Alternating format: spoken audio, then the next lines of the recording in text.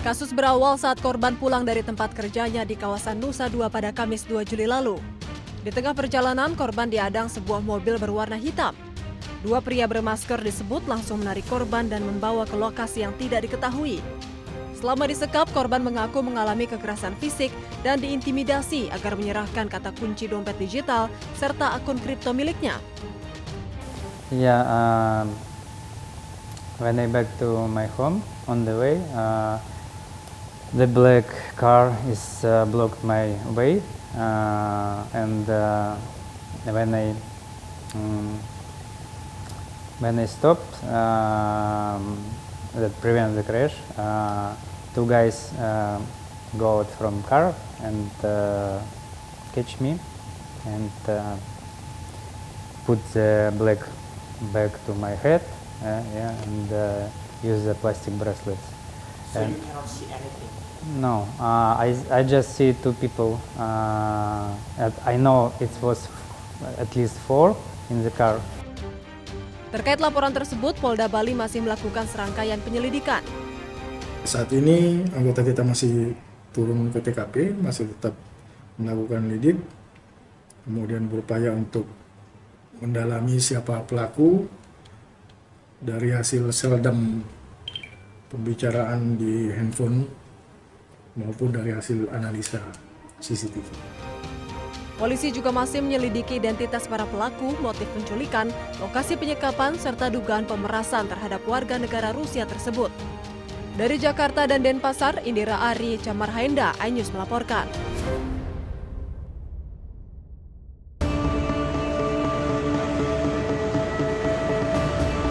Sambil membawa dua balitanya, Sumiati 35 tahun, berharap mendapat belas kasihan warga dengan mengemis di kawasan Juanda dan Aloha Sidoarjo. Ironis, dia membiarkan dua balitanya tidur di halaman minimarket dan bermain sendiri saat dirinya mengemis. Sempat terjadi perlawanan saat petugas Dinsos datang mengevakuasinya karena dinilai bisa mengganggu ketertiban umum.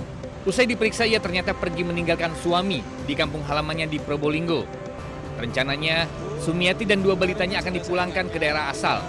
Terus tadi malam itu sebetulnya sudah kita beritahu, kita beri arahan, tapi mereka menolak, tidak akan mengemis di daerah situ. Tapi kenyataannya tadi pagi ada laporan lagi, mari kita evakuasi di sini. Sambil menunggu proses pemulangan, Sumiati bersama dua balitanya ditampung di Liponsos, Sidoarjo, dan melarang keras keluar lokasi dengan alasan kemanusiaan dan bisa mengganggu ketertiban umum.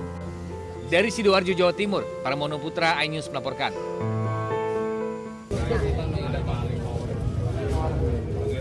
Empat orang yang diduga komplotan pencuri kabel tower diamuk warga karena terpergok warga saat hendak mencuri kabel di sebuah tower di kawasan Candi, Sidoarjo, Jawa Timur.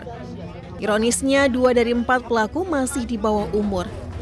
Polisi yang mengetahui penangkapan komplotan pencuri kabel itu langsung ke TKP dan membawa 4 pelaku ke Polsek Candi, Sidoarjo. Keempat pelaku mengaku tidak tahu jika kabel yang hendak dibawanya itu kabel curian karena diajak oleh seorang pelaku lainnya yang masih buron. Meski demikian, polisi tengah mengembangkan dan menyelidiki kasus pencurian kabel tower ini karena dinilai mengganggu kebutuhan sinyal telepon seluler.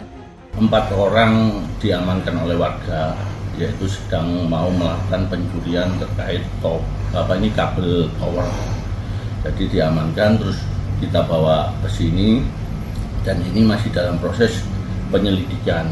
Dari keterangan mereka itu kenal sama yang namanya Mas Jawa ini yang kebetulan kabur dan itu atau DPO kita di warung kopi di daerah Tanggulangin. Kemudian diajak sama Mas Jawa ini untuk bekerja memperbaiki kabel. Untuk kepentingan pemeriksaan lebih lanjut, keempat pelaku ditahan di sel tahanan Polsek Candi, Sidoarjo.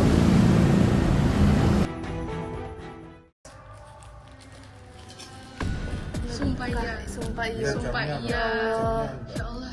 Seorang pria pengendara motor terekam kamera pengawas CCTV mencuri tas dari sepeda motor yang terparkir di tempat makan kawasan Jalan Semolowaru, Sukolilo, Surabaya. Aksi pelaku menggasak tas korban berisi laptop terbilang berani karena dilakukan saat kondisi ramai. Pelaku ternyata mengulangi kembali aksinya menggasak tas dari sepeda motor yang diparkir di halaman minimarket Jalan Keputih, Sukolilo, Surabaya. Berbekal rekaman di kedua kamera CCTV ini, polisi menemukan pelaku. Pelaku yang tinggal di Jalan Rungkut Asri Utara, Surabaya ditangkap di Jalan Mulyosari usai makan di warung nasi. Polisi menggeledah rumah pelaku dan mengamankan sejumlah barang bukti, satu di antaranya sepeda motor yang digunakan pelaku untuk beraksi. Menemukan atau menduga atau bertemu dengan pelaku tersebut, sehingga oleh anggota kami karena adanya rekaman CCTV itu sama dengan identitas pelaku, kemudian dilakukan pengamanan. Setelah dilakukan interogasi, benar bahwa yang bersangkutan telah melakukan pencurian laptop di Semolowaru Tengah. Dari hasil pemeriksaan, tersangka kerap melakukan aksi serupa di sejumlah wilayah di Surabaya. Tersangka terancam hukuman 5 tahun penjara. Dari Surabaya, Jawa Timur, Yuda Prawira, iNews melaporkan.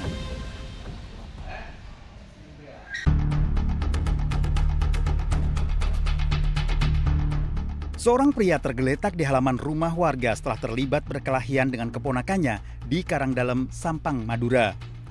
Keributan dengan senjata tajam membuat korban dan saudara kandungnya mengalami luka serius dan dilarikan warga ke rumah sakit Sampang.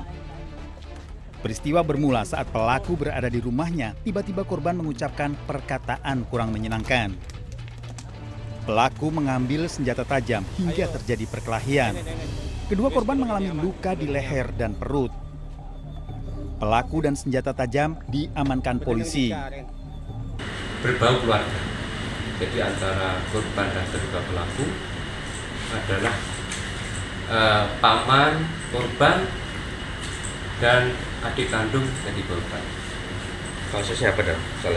Jadi kronologis singkatnya bahwa paman terduga pelaku mengata-ngatain kepada keponakan atau terduga pelaku tersebut. Pelaku ternyata baru 10 hari keluar dari penjara atas kasus pencurian dan kini masih menjalani pemeriksaan di kantor polisi. Dari Sampang, Jawa Timur, Fatur Rahman, iNews melaporkan.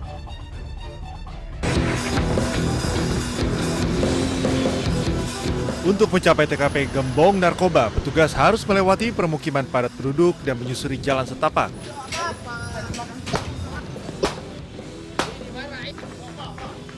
Saat petugas tiba di lokasi, sejumlah orang terlihat melarikan diri setelah kedatangan petugas terpantau melalui CCTV yang terpasang mulai dari akses masuk hingga di sejumlah titik di sekitar lokasi. Dalam penggerbekan, petugas berhasil mengamankan 2 pria yang diduga berperan sebagai penjaga dan pengguna narkoba di lokasi. Petugas menemukan beberapa paket sabu siap edar, puluhan alat hisap sabu, ratusan plastik klip kosong, serta sejumlah barang bukti lain yang berkaitan dengan penyalahgunaan narkotika. Polisi mengungkapkan para pelaku sengaja memanfaatkan lokasi yang terpencil dengan akses masuk yang sulit untuk menghindari intaian polisi. Untuk mencegah praktik serupa kembali terjadi, petugas kemudian membongkar dan membakar seluruh lapak narkoba yang berdiri di lokasi ini. Tentunya Semen Cirim ini menjadi daerah pantauan kami dan atensi bagi seluruh tim Satres Narkoba karena memang sudah banyak dumasan ataupun keluhan di daerah ini. Petugas memastikan operasi serupa akan terus dilakukan apabila kembali ditemukan praktik penyalahgunaan narkoba di kawasan ini. Dari Deli Serdang, Sumatera Utara, Ahmad Ridwan Nasution, iNews melaporkan.